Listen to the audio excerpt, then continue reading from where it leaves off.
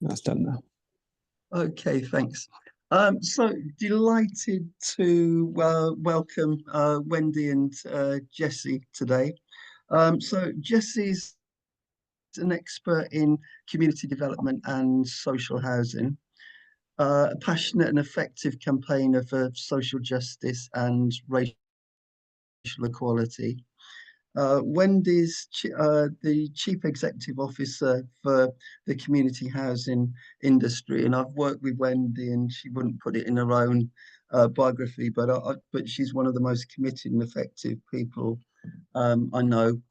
Delighted to be doing the podcast today, the day after the Australian Labor Party have been returned for a second time, which after our election results on Thursday just seems like a huge achievement to me.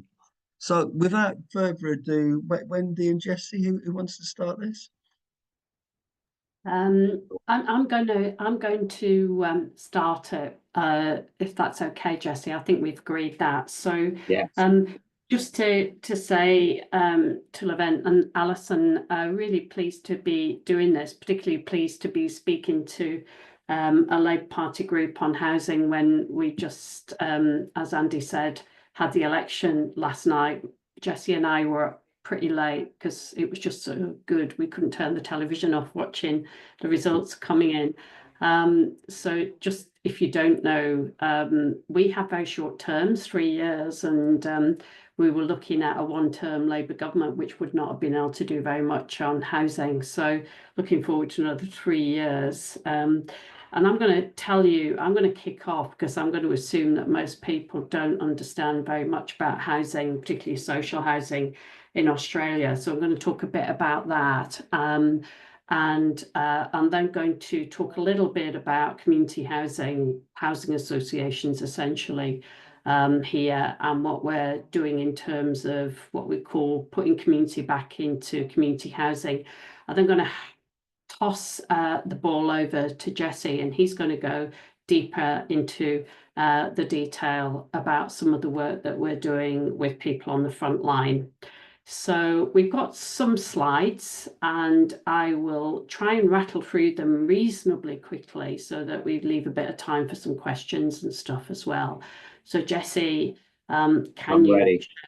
ask? Yeah, okay. So, Here we go. Yep, and just a delay, yeah. So if you go over to the next one.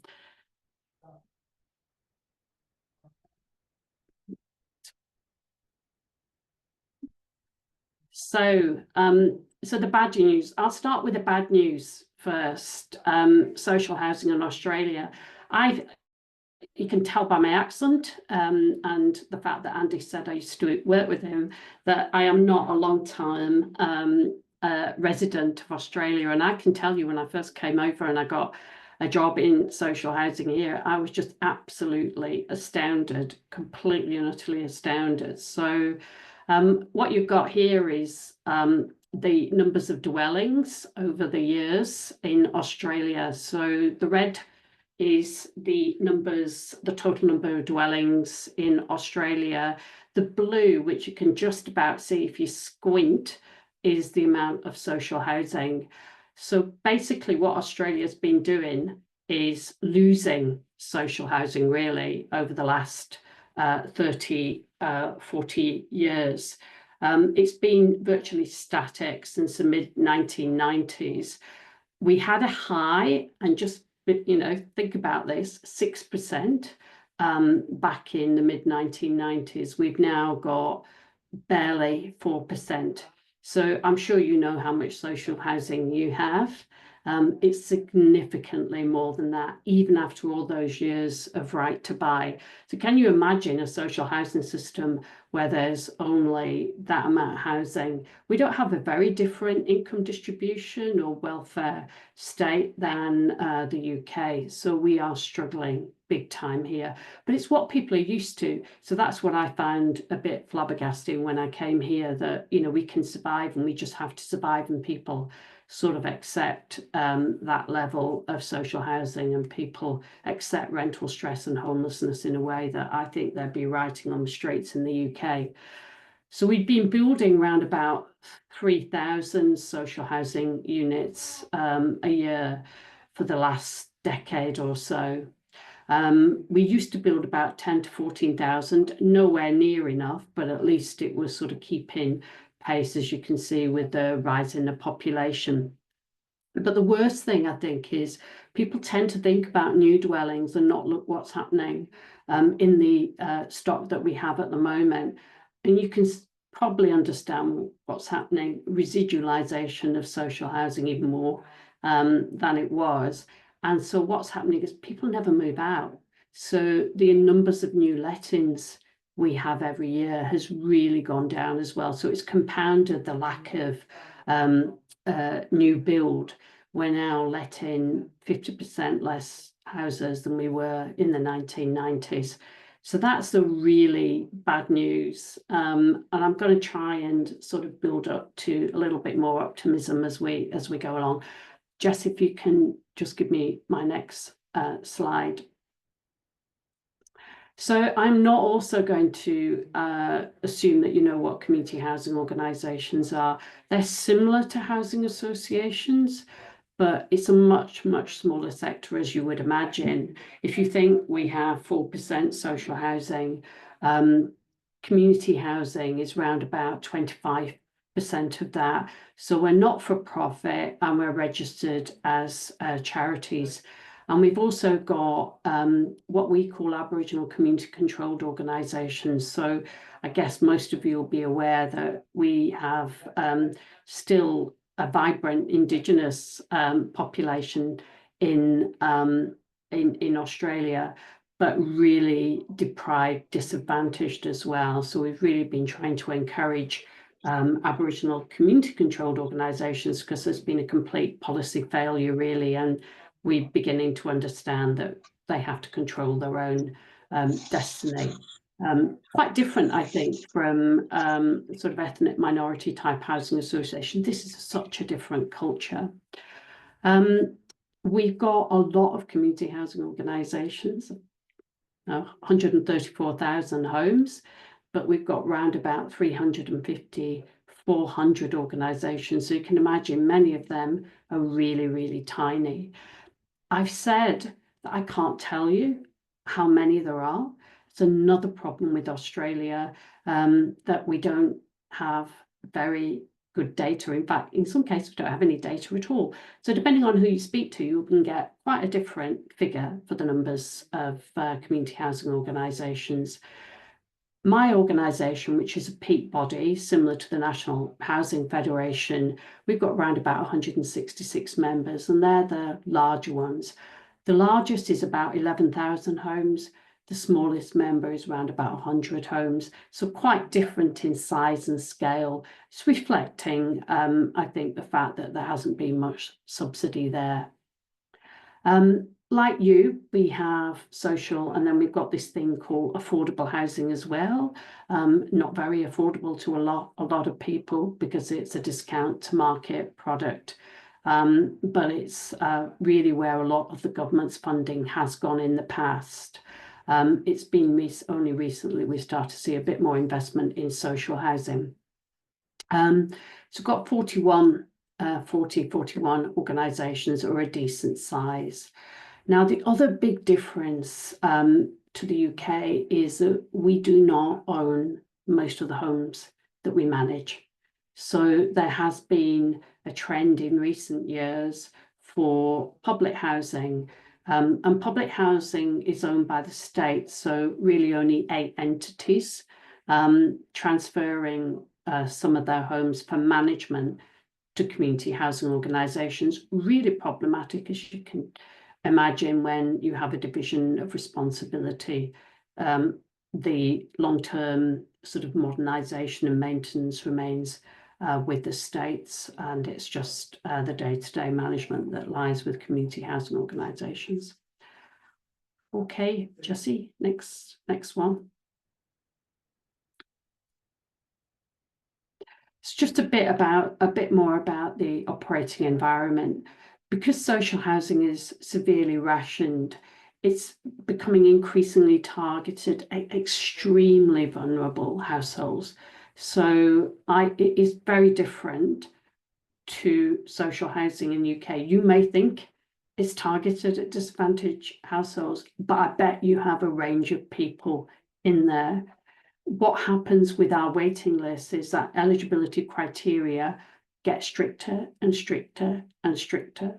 So there's income eligibility there as well. So it's really targeted at an extremely small section of the community. It means our waiting lists don't look too bad, because every time they get a bit too high, we just make it more difficult to get in there. The other issue that we have is that rents are income-based. So the rent that you're charged is generally about 25% of your income. So if you're on a welfare benefit, you can imagine that you're not going to pay very much rent. That's fine, that's great for you, but obviously we're trying to run the show on those sorts of rents is really hard, very, very hard. And it's one of the reasons that the condition of a lot of particularly public housing is poor. There's just not the income there to maintain them. The other thing I would say is that the culture of tenant involvement is in its infancy. That's probably been quite kind. So we don't have anything that I would recognise as a tenant association over here. There are tenant panels and representatives, consumer panel type things, but we haven't in the past encouraged people to become organised. Now, you can probably see some problems here. One, we're small.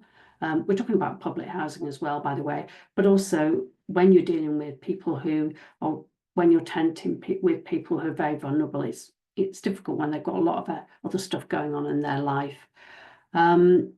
There's been no external pressure for change either. We don't have anything like TPAS, organisations that exist to try and promote tenant involvement as well. And I have to say, it would be a very unusual organisation to have a tenant on the board. Really, really unusual there. It's not been encouraged by the regulator either. The other thing, I suppose, is that in an environment where there aren't many resources, it has driven organisational models and who we have on the board. You're looking for almost entrepreneurial types to try and find money when the government isn't giving you money. So that's probably another reason. There are regulatory expectations on us, just like the UK, organisations have to be regulated. But I think generally most of the expectations are more about individual tenants and the service they get and whether or not they're satisfied. There's a little bit about community engagement, but it isn't something that the regulator has a focus on, because as I say, there hasn't been too much pressure on them to do so. So, Jessie, next one.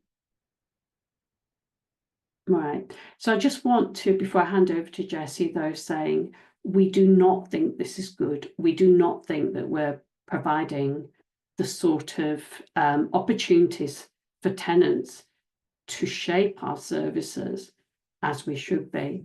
So one of the things that we just received funding for is to establish what we're calling a national community tenant voice. So as a peak body, spend loads of time consulting with institutional investors, with government, with the property sector.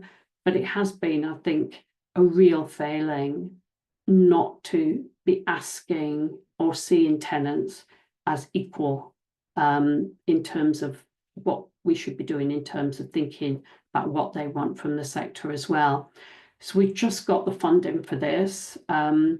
It's a partnership with the National Association of Renters Associations. I was really racking my brains to think what the equivalent would be in the UK. It's really the national sort of coordinating mechanism for organisations that represent individual tenants. Because as I say, there's no body that has really existed to try and encourage participation. And usually with these tenant unions, we've been on either side of, a fence, fighting each other really. So it's been really positive that they've wanted us to do this. So we've got the funding for a proof of concept, and we're in the moment, we've partnering with an organisation that does a lot of focus groups to try and get initially a virtual panel up there. We're just about to start recruiting to that. And we do have some experience in other sectors in Australia of doing similar things in mental health, for example. So we think this may be a model that could work. That virtual panel will be supplemented with focus groups to tackle issues that panel identifies that are systemic issues for the community housing sector. And yeah, Tiz was brilliant. Absolutely love working with Tiz. I cannot tell you how wonderful it was when I was at East Lothian. They did all our tenant engagement because we wanted it to be independent and not, organised by the council. So yeah, big thumbs up, 2 thumbs up for Tiz there. The other thing we've got funding for is an industry development strategy. Such a small sector, a lot of capability and capacity issues there. And we're hoping this panel could help shape that as well as sort of inputting into the work that we do, our communities of practice on domestic and family violence, community development as well, which Jessie is shortly going to be telling you about.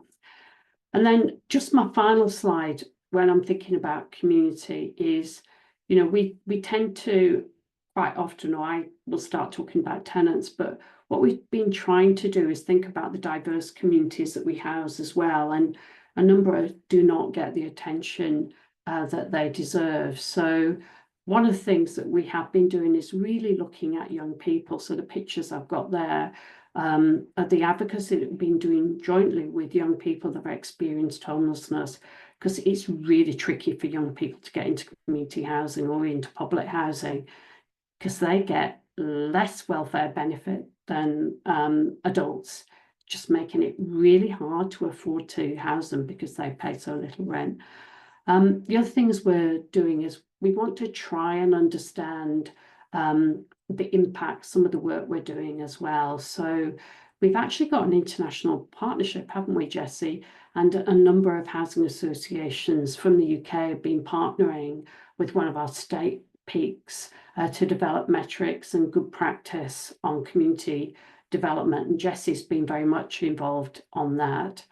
And do I work with shelter?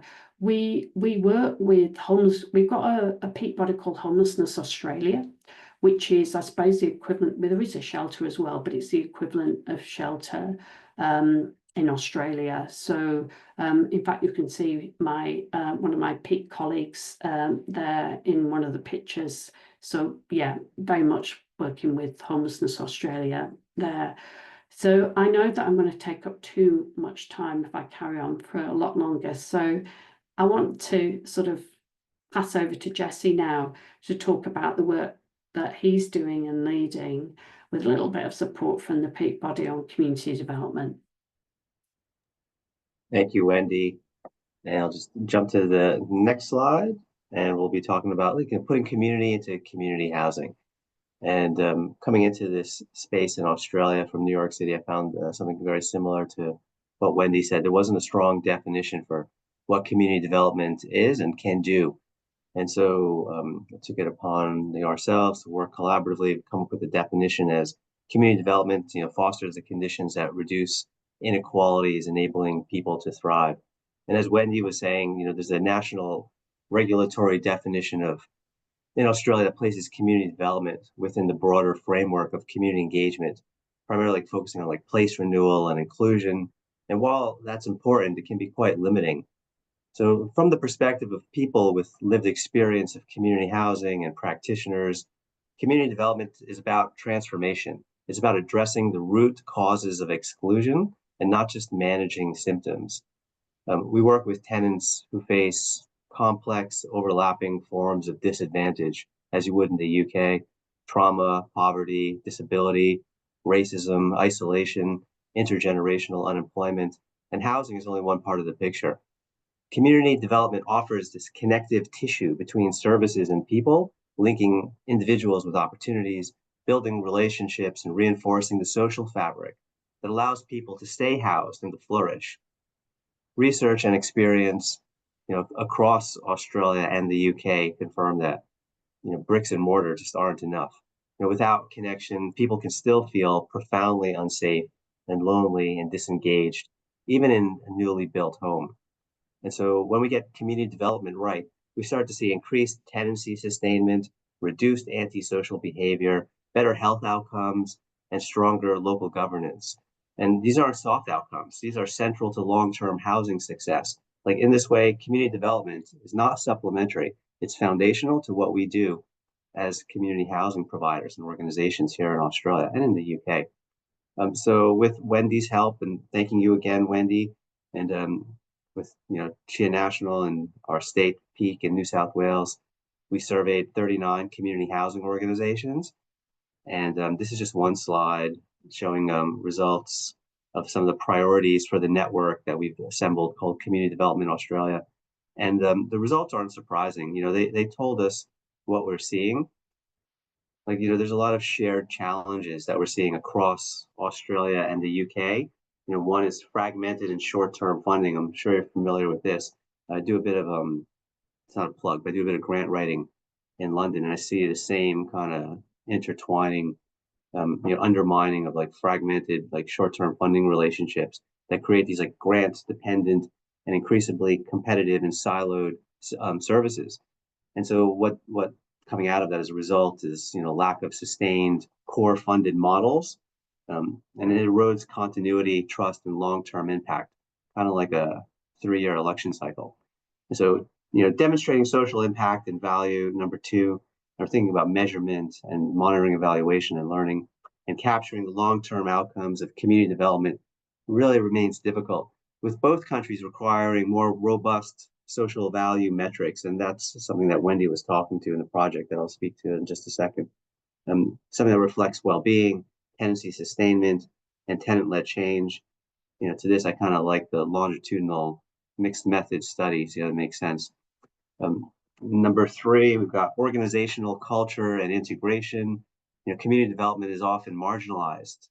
And Wendy, you've been a great champion along the way, so thank you. And it's seen as like an add-on rather than embedded into core operations. And this really highlights the need for operational cultures that prioritize community outcomes alongside housing management. 4, authentic tenant engagement and co-design. We get a bit of tokenistic approaches to engagement. They're pretty persistent, and they underscore the need to scale meaningful, inclusive, tenant-led models of co-design that build community capacity and shift the power dynamics. 5, neighborhood inequality and stigma. Spatial disadvantage and entrenched stigma around community, social, public housing continues to undermine identity and participation, necessitating like place-based strategies that build pride, connection, and local ownership. 6, I've got workforce capacity and support coming out of this survey and some of our research. We're just talking to like limited training pathways and emotionally demanding work contributes to workforce fatigue, calling for greater investment in practitioner development, reflective practice, and interagency collaboration, hence, Community Development Australia. And 7, complex partnerships and governance.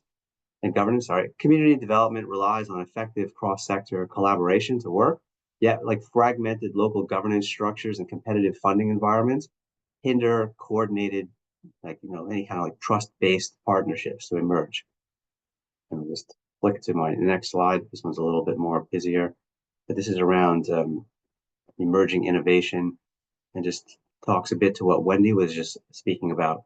Chia New South Wales, which is the peak body in New South Wales, engaged the Housing Quality Network of York to help us better understand ourselves inside of like an international context through relation with some of your leading community housing organizations. And they're producing a large body of work. So I'm just going to touch upon a few quick points that came up as recommendations from this project. One is to start with resident signals and lived experience. And so we know this, like early intervention is critical. So when residents or data indicate issues like antisocial behavior, declining satisfaction, or housing estate stigma, this should trigger responsive, resident-focused, and led placemaking action. Community development, as Marie says, is like a slow burn. It takes a while. And so when you think about the basics You got to think about authentic engagement, and what does it start with? It starts with face-to-face, informal communication, knocking on doors, listening deeply and building trust without a formal agenda. Um, as Wendy said, Aboriginal communities and yarning circles and creative story-based approaches really help rebuild pride and local harmony. The barriers to trust run deep in Australia. And so we got to rebuild trust, through action. And so trust is earned, through visible follow-up, addressing basic concerns like maintenance, safety, and noise. Creates a platform for momentum for deeper work. And only once trust is earned can communities be invited to co-design change. Another point we came up with was, building flexible place-based partnerships. And so it's no surprise, no one organization can do it alone. We can't be all things to all people. And so effective placemaking draws on local, sometimes competing organizations to become partners with police, with health and education, mental health and employment partners, coordinated through community-specific plans with shared goals and governance. 5 was formalize residential voice and accountability. And innovative models include like tenant-led mutuals, scrutiny panels, and future leader programs. And these move beyond like consultation to genuine co-governance. It would be ideal to see something like this in Australia, just to help communities like, shape strategy, monitor services, and take on more of a leadership role inside of the community housing organization and in their community. Like I'm particularly inspired, having said that, by the efforts of people like Andy, who's on the call, and the development of the sustainable tenant managed organizations. Sustained change through presence and opportunity. Like long-term success really does depend on maintaining a strong, consistent presence. I mean, I'm not saying anything new. Tenancy sustainment is supported through, like skills training, apprenticeship, and tailored supports, before crisis hits. And the 7th point was measure what matters. And that's like that old saying of, only measure what you want to change. And so, track, both hard and soft metrics, voids, tenancy sustainment, ASB, and resident satisfaction. We have to pair this with qualitative story-led data and resident-led initiatives to assess impact meaningfully while continuously adapting. Through this, we developed Community Development Australia 2 years ago. It was in May of 2023 to provide expert guidance and education to the community housing sector, by harnessing the strengths of community development practitioners and global experts. I would acknowledge Andy coming along and speaking to our network, and the great work that Wendy has played in the development of the network. Thank you. And so what we're trying to do is foster a collaborative learning, and development environment. So Community Development Australia strives to promote like place-based co-design projects that achieve collective impact, improving the lives of individuals and community, social, public, and affordable housing in Australia. And I just threw in the wheel of participation, because it's always valuable to kind of assess and gauge where you are on this wheel. And so thus, if we start with about 1 o'clock and minimal communication and work our way through, you'll see it's a long journey for an organization to mature to the point of entrusted control in a tenant managed organization. And so my final slide that I've got is on future focus, and what we're finding works and what can be next. And so we think you got to embed, community development as core business, not optional or supplementary. Community development must be recognized as fundamental to the delivery of quality housing rather than treated as supplementary or discretionary. Embedding it across operations ensures that tenants are not only housed, but supported to thrive.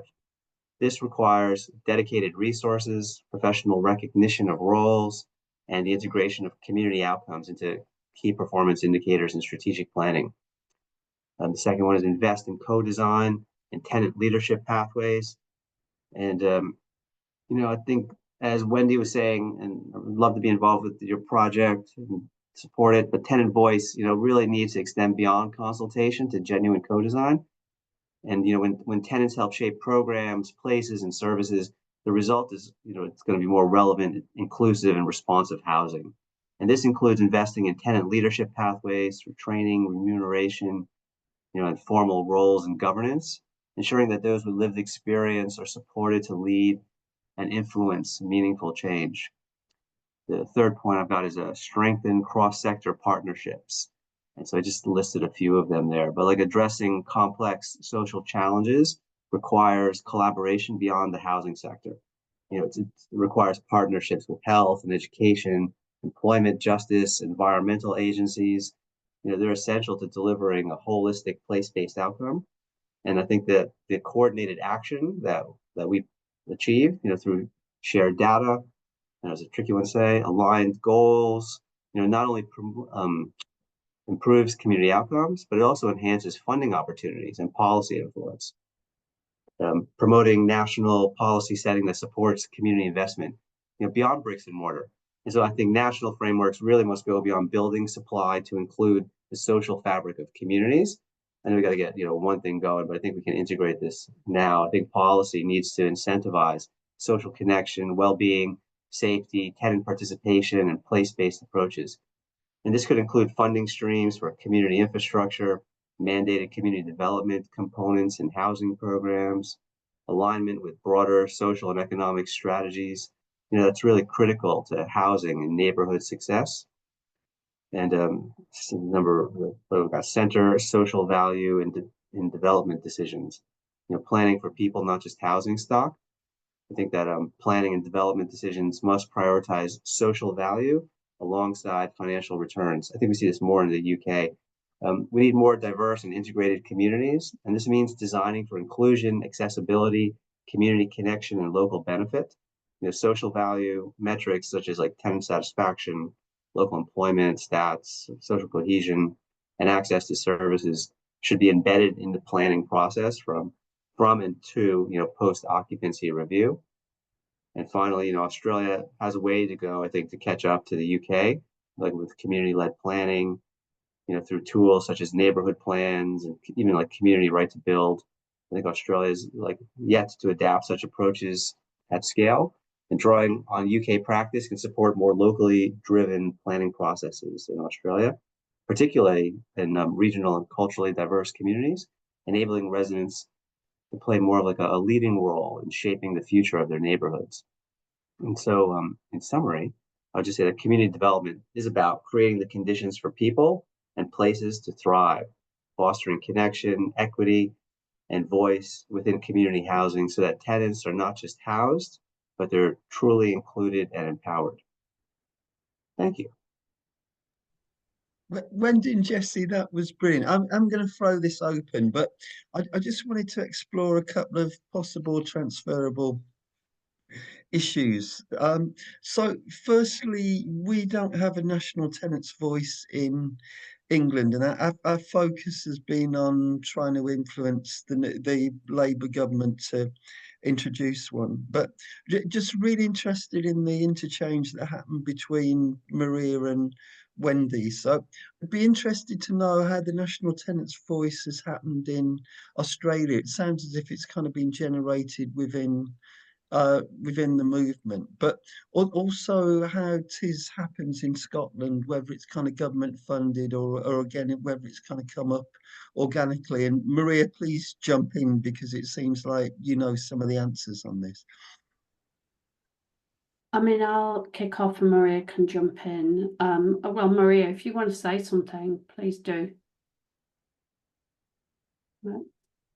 So Andy, for us, it came, we just know. I mean, I suppose it's my UK experience. So there's a part of me that thinks, how can we have a community housing sector that doesn't have any tenant representation?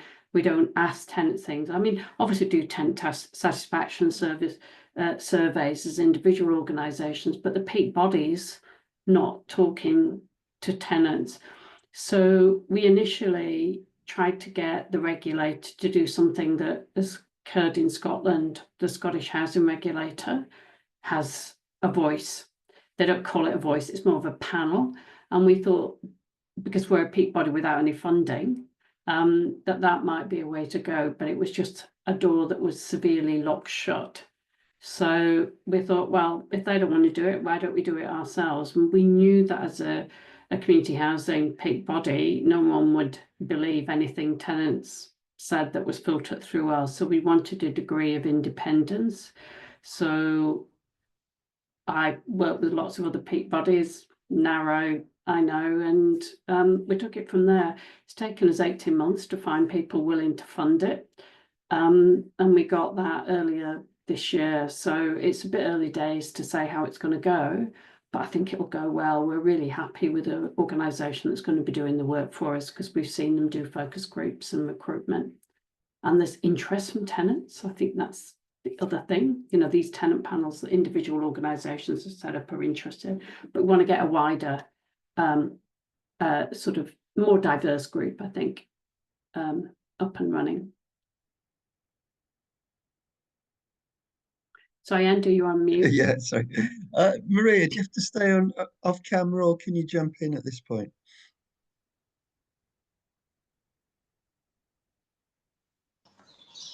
Hi, I joined a little bit late, so I was not really sure what was happening at first, but I've been part of a tenant panel for, maybe roughly 10 years, because tenant panels are strong in Scotland and they have been since 2012, I think. So we've got a long-standing, participation with tenant panels, and my housing association, Places for People, I've been on their national tenant panel for 3.5, maybe 4 years.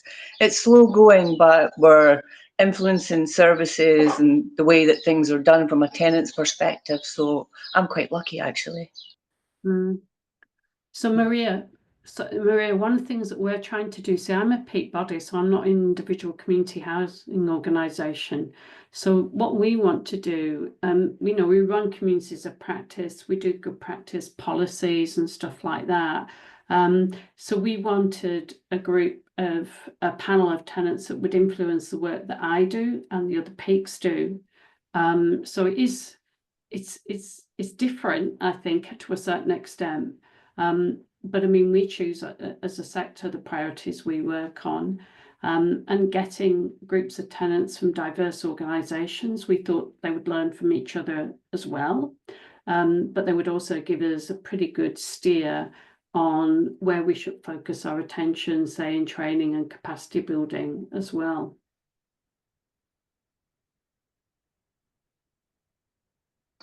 So sorry, you're trying to get groups together, is that what you're saying?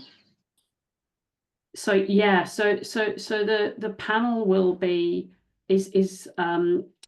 across the whole of the sector. So individual organisations may have their own panel or representative group. I sometimes wonder how well they represent the interests of tenants, because, as I say, there isn't a history of that type of thing. But what we're trying to do at the national level is have a panel of tenants from different community housing organisations or different housing associations who will meet together, so that we can understand what tenants generally think about our sector. Where do we need to put resources to build capacity in our own sector? Where are the common issues?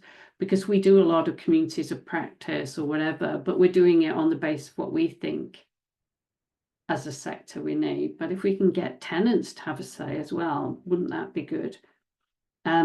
And also, I guess, I'm just going to take the domestic and family violence community of practice. It would be really useful to have some people who've experienced domestic and family violence and are willing to participate to influence that group as well. So it's a bit of an ambition, but we've got the money, we've got the contractor, we've got tenants who say they're interested. So maybe in a year's time, we've got the proof of concept, and government hopefully will support it then. And Yeah. Wendy, how do you think we'll manage, like, because of the geographical size of Australia, the contextual variations? I think removing the filter is critical. But there's so, when we saw with The Voice, there's so many different Aboriginal communities, and everybody had their own perspective and saying like, how do we kind of like, I don't know, maybe it's a theming process, going through the tenant voice process. Yeah, so Jesse, we're not underestimating how difficult this will be. So that's why, to begin with, it will be a virtual panel. It has to be a virtual panel. I mean, just so most of you know, Australia is massive. Like the distances are just incredible. So, trying to get people all in one place, if you're trying to do it nationally, it's going to be very, very hard. So it is a virtual panel. But there has been already an indication that wouldn't it be good if this got going, that we could bring people together annually? It's not impossible, but that would need financial support. There's no way that we could expect tenants to do that. So, but we know we're not going to be perfect to begin with. But yes, Jess, it will be virtual. I have seen a good organisation can facilitate some really good panels. It wouldn't be a focus group of 300 people, obviously, but they can make them work really well. So, Okay, so in the 15 minutes we got left, please just jump in with questions, particularly as I can't see everybody on my screen. So, next question. Hi. Hi, Alison. Thanks for that. It's really interesting. But I keep thinking of like practical things. So I just wondered if both of you could comment on Jesse's just touched on the whole thing of the geographical isolation and the spread and how that impacts housing management and community development. And the other thing you mentioned, I'm a trustee of a housing charity where we don't own all the properties that we manage, and the fact that you've not got the ownership of them and how that pans out for you in practice. yeah, so I might kick off. I mean, the community housing organisations, most of them still are fairly local, or they have local bases as well. So they may have properties, the one or two got properties all over Australia, but they have state and local sort of offices. And so Jesse will probably want to jump in, but it is possible to do community development very, very locally as well. And the vast majority of community housing organisations are still sort of operating in a smaller geographical area. So the question of size is for someone like me who's representing people WA in Perth, and then it's a 2.5 hour, 3 hour, 4 hour journey over to the East Coast and everything. So that's where the challenges lie. But Jesse, do you want to say? I think, as you pointed out, there's a local benefit, with that community connection. We were talking with Simon from the Pioneer Group the other day, and he was talking about neighborhood plans, being 12 years long, and that, these projects in local neighborhoods take time, and that they integrate, kind of like as I was saying, everybody in the community, and everybody, ideally would have, something to say. Not everyone's going to turn out. But I think the local benefit that comes out of, the actions that we're taking, is what's going to drive, the localized community development response. I'm not sure if I'm on the right question with you, Alison, before I move on to the management one. Yeah. It's a bit of each, because thinking about when you say that you've got that localized concentration in terms of the community development, but if the housing associations aren't owning their own stock, is it all in a consolidated area, or is it scattered around within? I'm just trying to get my head around. It can be scattered around a bit, Alison. So in New South Wales, it's probably the last place to do a major transfer, isn't it, Jesse? And what they did there was they did what they're called whole of area. They took the whole geographical area, and all of the housing was transferred to one community housing organisation. So if that was a regional area, the property is going to be quite geographically spread out. But I think what Jesse, say take Mission Australia, Jesse, you do still have quite a few properties in each locality, don't you? And that's where you're working, am I right, you're working with people outside the community housing organisation as well, sometimes trying to bring people in from the rest of the community. Right. That makes And Allison, there is an overlap, and so inside that overlap, one of the focal points that I've been taking is finding, competing organizations that have, a focus on community development that share geographical areas and start developing relationships that lead to like funding applications and programs, that are, tenant and community led. And so that's been quite empowering, not just for the community housing providers and organizations that have come along, but also like the people who live in them and live in these areas where you've got multiple community housing organizations working across one geographical space. thanks. Okay, any other questions? I've definitely got a follow-up question, but any other questions? Okay, wanted to pick your brain, particularly Jesse, on community development. So I think the challenge for us, so we've got a concentration of national huge housing associations because that's the Yeah. way the funding model works. Yeah. They seem to go through fluctuations. So sometimes they're very interested in community development. Other times they think providing a housing service is really difficult and we just need to kind of focus on that. We've also got, like you, local organisations who are obviously very interested in what happens locally. But if you've kind of got 250 properties in what we define as a neighbourhood, which is, maybe an electoral ward of 8,000 properties or a council area of 300,000, it's difficult for people in 250 properties to kind of influence that kind of area. So I just wondered if there's any learning both on a kind of national or local scale that you could kind of share with us. Well, I like Wendy's tenant voice approach and giving people that equal voice as we come together. I'm aware, like in the UK, there are some providers that have like 100,000 plus properties. And that's, I don't know, Wendy, correct me if I'm wrong, right? But like that's unheard of. That's enormous. It'll never happen. It'll never happen here. Just can't. But Jesse, one answer to that question would be the partnership that you have. With other providers. Yeah, and so we do quite a bit of as Wendy said, partnerships with some of our local community housing organizations. Often we're competing for the same funding packets, and so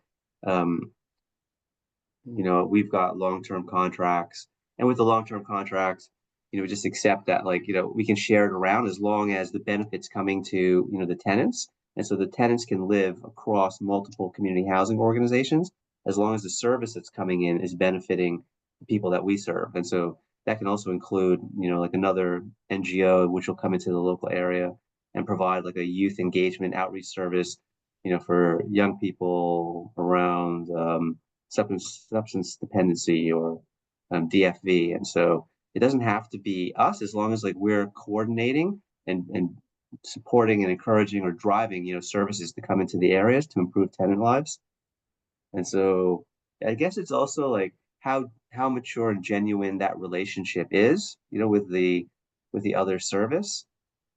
And then that's going to come back to, again, trust, but also respect, and that there's consistency with the provider and even the staff member. People move around quite a bit, and so relationships shift.